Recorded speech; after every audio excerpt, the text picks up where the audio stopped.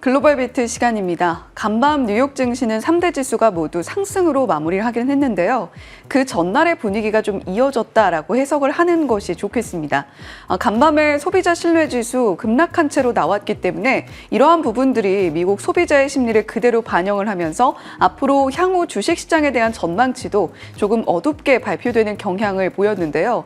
물론 전일 라파엘 보스틱 총재의 경우에는 소비자 심리 지수가 시장의 센티멘탈을 크게 반영하지는 못한다라는 코멘트를 내놓기도 했습니다만 일단은 앞으로 관세를 둘러싸고 소비자 심리가 어떻게 변화할지는 지속적으로 지켜봐야겠습니다.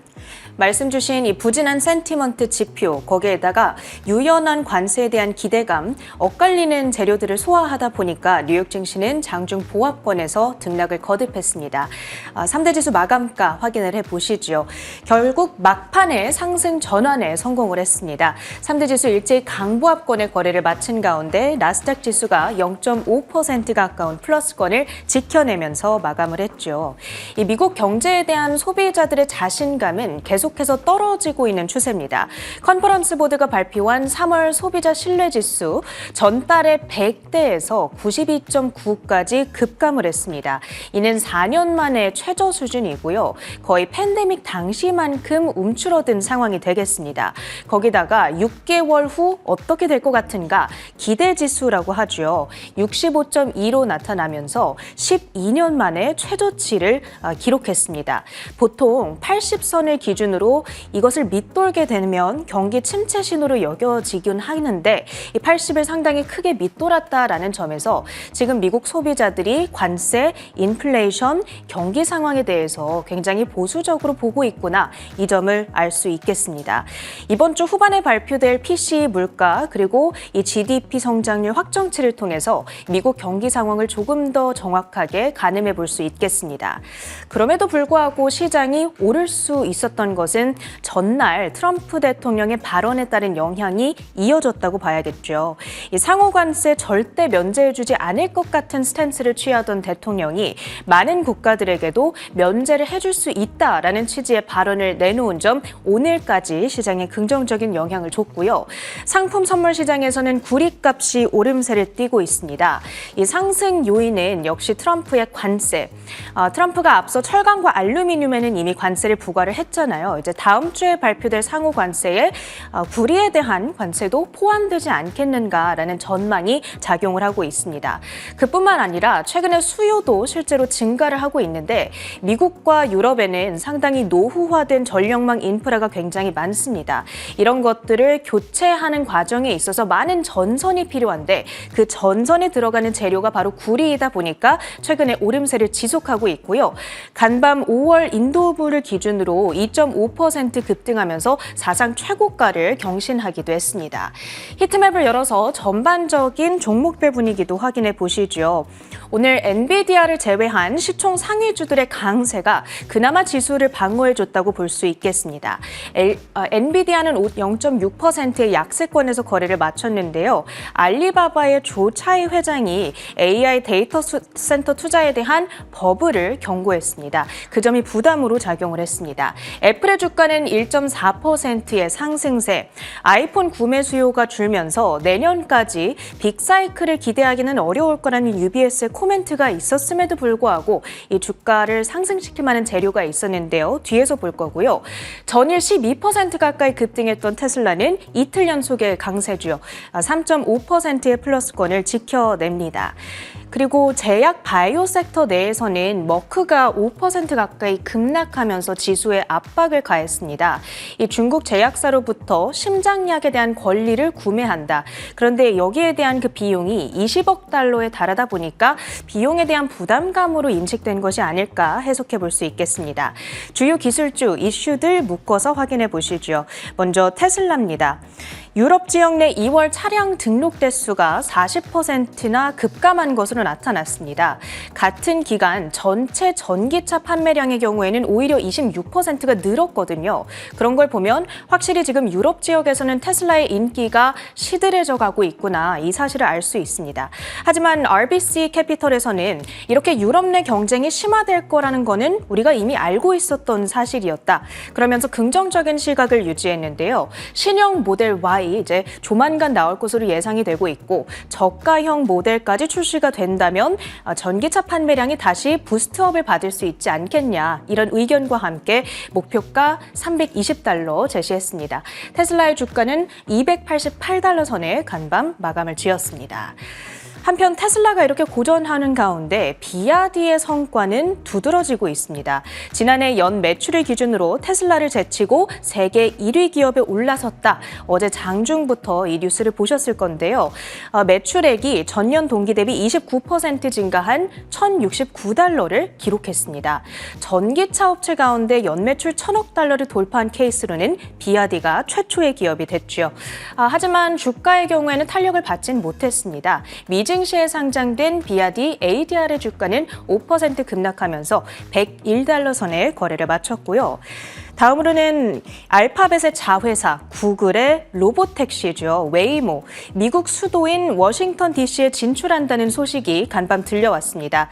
승인 절차를 거친 다음에 2026년부터 상업용 자율주행 호출 서비스를 시작한다는 발표인데요. 운전자 없이 차량이 스스로를 운전해서 이 탑승자를 탑승시키고 그리고 목적지까지 가는 완전 자율주행 서비스라고 보시면 됩니다. 참고로 현재 샌프란시스코와 LA 등지에서 이미 운행을 하고 있고요. 현재 그러다 보니까 로보택시 분야에서만큼은 웨이모가 독보적인 입지를 가지고 있다고도 할 수가 있겠습니다. 다만 앞으로 이 분야에서 최대의 라이벌이 될 테슬라의 로보택시 역시 올해 출시가 예정되어 있죠. 향후 경쟁이 심화될 거라는 전망입니다. 다음으로는 애플 이슈들도 확인해 봅니다. 경쟁사 브라우저를 이 애플의 화면 안에서 선택할 수 없게 했다. 그 혐의로 인해서 유럽 안에서 거액의 과징금 폭탄을 받을 뻔했었는데요. 전 세계 연 매출 최대 10%에 달하는 벌금을 부과받을 수 있을 뻔한 상황이었습니다. 하지만 애플이 이 화면의 디자인을 수정함으로써 그 과징금을 모면하게 됐다는 소식이 들려왔습니다. 그러자 애플의 주가는 UBS 측에 조금 부정적인 코멘트가 있었음에도 불구하고 오름세를 보일 수 있었죠. 1.4% 상승한 $223 선 가리키고 있고요. 다음으로는 독일의 소프트웨어 공룡입니다. SAP라는 기업인데요. 장중 유럽 증시 시가총액 1위에 등극했습니다. 기존 시총 1위로는 루이비통 그리고 비만약 기업인 노보노디스크가 자리했잖아요. 이제 유럽 증시 투자자들의 관심이 명품에서 비만약으로 그리고 이제는 AI로 옮겨가고 있다는 의미로도 우리가 볼 수 있겠습니다. 참고로 뱅크 오브 아메리카 측에서는 앞서 이달 초 이 SAP라는 기업을 올해 최고의 대형 소프트웨어 종목으로 꼽기도 했었는데요. 주가는 올해 들어 40% 넘게 폭등한 상황이고요. 간밤의 주가는 1.6% 상승한 $286 선에서 거래를 마쳤습니다. 다음으로는 트루스 소셜의 모 회사죠. 트럼프 미디어 앤 테크놀로지입니다. 크립토닷컴과 손을 잡고 디지털 자산 기반의 ETF를 출시한다. 이 뉴스가 전해진 이후에 트럼프 미디어의 주가가 뛰어 올랐습니다.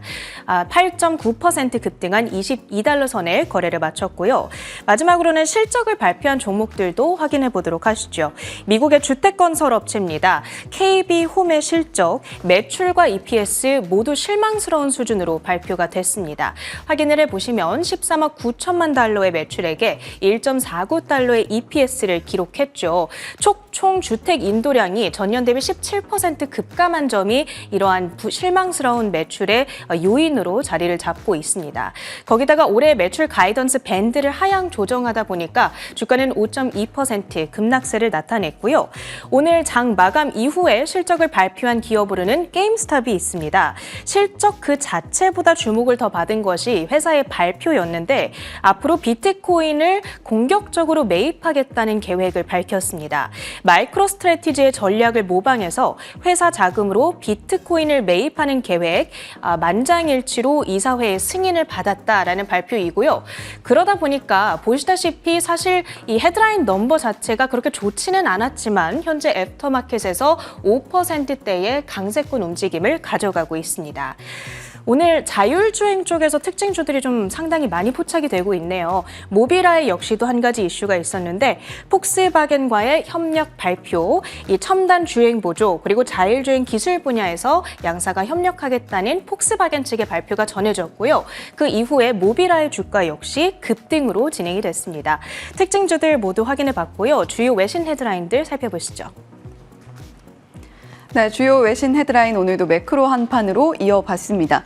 러시아와 우크라이나, 지금 사우디에서 미국과 우크라이나가 만나서 회담을 진행 중인데요. 미국의 중재 속에서 흑해 휴전에 동의를 했습니다. 이 흑해 휴전 다시 한번 좀 기억을 상기시켜 보면요. 에너지 인프라 부분에 있어서는 우리도 30일 휴전에 동의한다라는 러시아 푸틴 대통령의 발언이 있었죠. 이에 따라서 흑해 휴전 동의로 이제는 에너지 인프라 시설에 대한 공격은 전면으로 중단될 것으로 불이가 되고 있습니다. 자, 그리고 간밤에 나왔던 쿠글러 연준 이사의 발언, 제약적 통화 정책이 잘 자리 잡고 있다.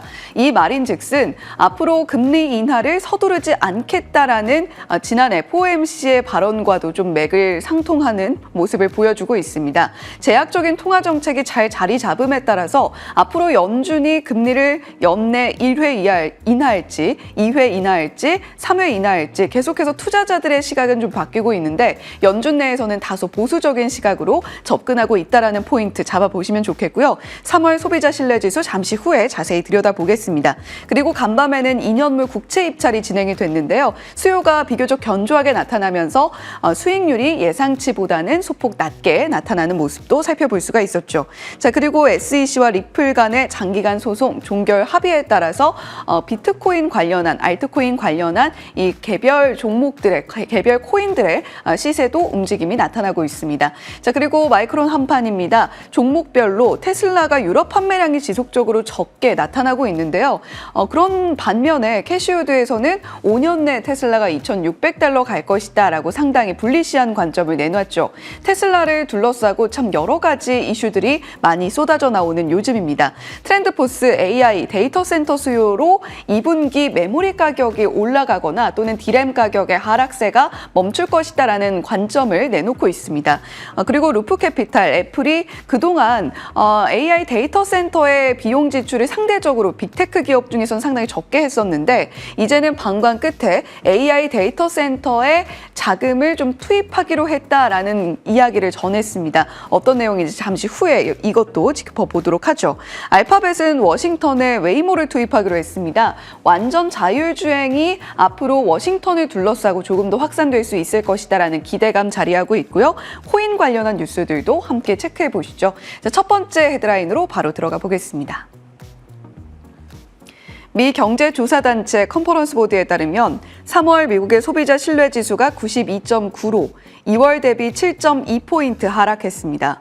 이는 4개월 연속 하락세이고 다우존스가 조사한 경제학자들의 추정치 93.5포인트보다 낮았습니다. 또한 지난 2021년 1월 이후 4년 만에 가장 낮은 수치입니다. 소비자의 단기 전망을 반영한 기대지수는 9.6포인트 하락한 65.2를 기록했는데 이는 12년 만에 가장 낮은 수치로 일반적으로 경기 침체를 예고하는 기준선인 80을 크게 밑돌았습니다. 네, 미국의 소비자 심리 상당히 위축되는 모습을 최근에 보여주고 있는데요.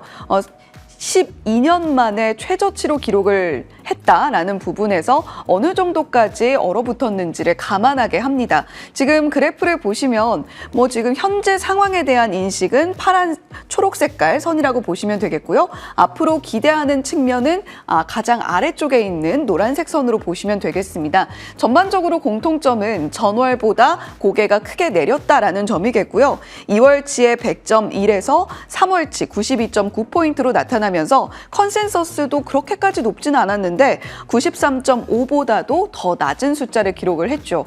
다음 장 이어서 살펴보시면 구체적으로 어떠한 부분들이 하락했는지 들여다보겠습니다. 단기 전망을 나타내는 기대지수가 65.2로 나타났고요. 침체 예고하는 기준선을 80으로 보통 봅니다. 그보다 훨씬 더 낮게 숫자가 나타났으면서 또 전월보다도 10포인트 가까이 내림세를 나타내는 모습을 보여줬죠. 그와 함께 현재 상황 지수를 보시면 134.5, 3.6포인트 내렸고요. 지금 현재 상황에 대해서도 그다지 좋은 인식을 갖고 있지는 못하다라는 것을 반증하고 있습니다. 주식시장에 대한 기대감 1년 내 상승할 것이다라고 이야기를 하고 있는 부분이 37.4% 나타나고 있는데요. 2023년 말 이후에 부정 전망이 보다 우세하게 나타난 것은 이번 소비자 신뢰지수에서 처음입니다. 자, 그리고 일자리에 대한 전망 증가할 것이다가 16.7%, 감소할 것이다가 28.5%로 집계가 됐는데요. 역시 전월치보다 조금 긍정적인 측면이 줄어든 모습을 나타낼 수가 있었죠. 자, 소비자 낙관론이 사실상 사라졌다 이렇게 해석을 해볼 수가 있을 텐데요. 컨퍼런스 보드의 글로벌 지표 담당 스테파니 기샤르드의 경우에는 최근 몇 달 동안 비교적 견고했던 미래소득 낙관론이 사실상 증발했다. 경제나 노동시장 우려가 개인 상황 평가로 영향을 미치기 시작했다라는 코멘트를 내놨습니다. 지금 관세에 대한 불확실성도 소비자들의 심리를 상당히 위축시키고 있고요. 어느 정도 이 4월 2일이 지나봐야 알겠습니다만 계속해서 압박을 하고 있는 소비자 심리 지수가 미국의 경기에 대한 우려감을 더 높게 반영을 하고 있다는 점은 주의 깊게 살펴봐야 되겠습니다. 자, 두 번째 헤드라인으로 이어가겠습니다. 미국의 테크 기업 CEO와 외교 지도자들이 트럼프 행정부의 AI 반도체 수출 규제에 대해 재고해달라고 촉구하고 있습니다. 이들 기업은 오는 5월 15일부터 AI 반도체 수출에 대한 규제 조치를 준수해야 하는데 AI 반도체 수출 규제가 테크 업계와 동맹국 반발로 확산하고 있는 겁니다. 블룸버그 통신은 현재 많은 정부와 기업들이 도널드 트럼프 대통령 팀을 설득해 규정 준수 기한이 2달도 채 남지 않은 시점에 일부 규제를 완화하도록 노력하고 있으나 아직 앞으로 어떻게 진행해야 할지에 대해 합의에 이르지 못했다고 전했습니다. 네, 엔비디아나 오라클 같은 기업들, 오라클 같은 기업은 트럼프 행정부의 지금 현재 역점 사업 중에 하나인 스타게이트 프로젝트에도 함께하고 있는 기업이기도 하죠. 그런데 간밤에 반도체 종목들의 주가를 끌어내렸던 것은 이 발언이 유효했습니다. 앞서서 체린 앵커도 전해주었는데 알리바바의 조차이 회장, 미국에서 AI 투자에 대해서 말하는 숫자가 상당히 놀랍다. 전적으로 이만큼의 숫자가 필요하다고 생각하지 않는다라는 코멘트를 내놓은 겁니다. 이에 따라서 엔비디아, 브로드컴 전반적으로 반도체 종목들의 주가 하락이 이어졌고요. 다음 장 이어서 살펴보시면 중국 기업들의 주가도 함께 내렸습니다. 알리바바가 1.3% 그리고 핀더더 같은 경우도 2% 넘게 내림세를 나타냈는데요. 바이두 정도가 0.5% 하락으로 그나마 주가 방어에 성공하기는 했는데 간밤 3대 지수가 오름세를 나타냈음에도 불구하고 필라델피아 반도체 구성 종목들 전반적으로 하락세였거든요. 0.7%가량 빠졌습니다.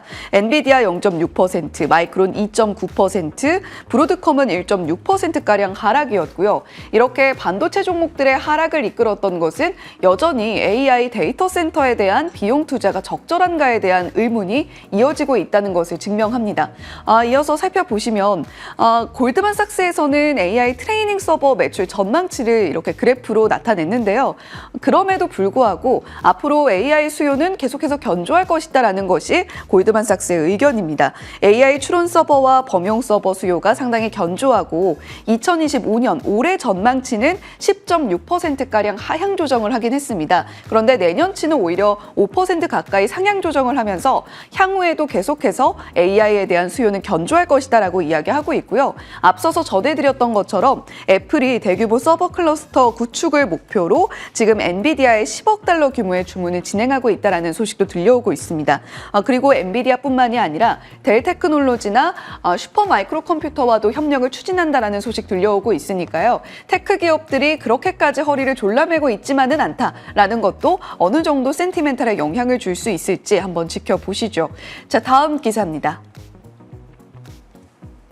오픈AI 최고 경영자 샘 올트먼이 투자한 소형 모듈 원자로 SMR 전문 업체 오클로가 전날 실적 발표를 앞두고 주가가 13.81% 급등했지만 간밤에는 6% 이상 반락했습니다.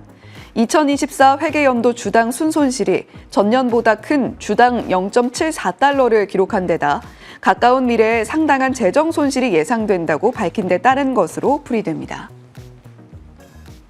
네, SMR 대표 기업이라고 할 수 있겠죠. 오클로.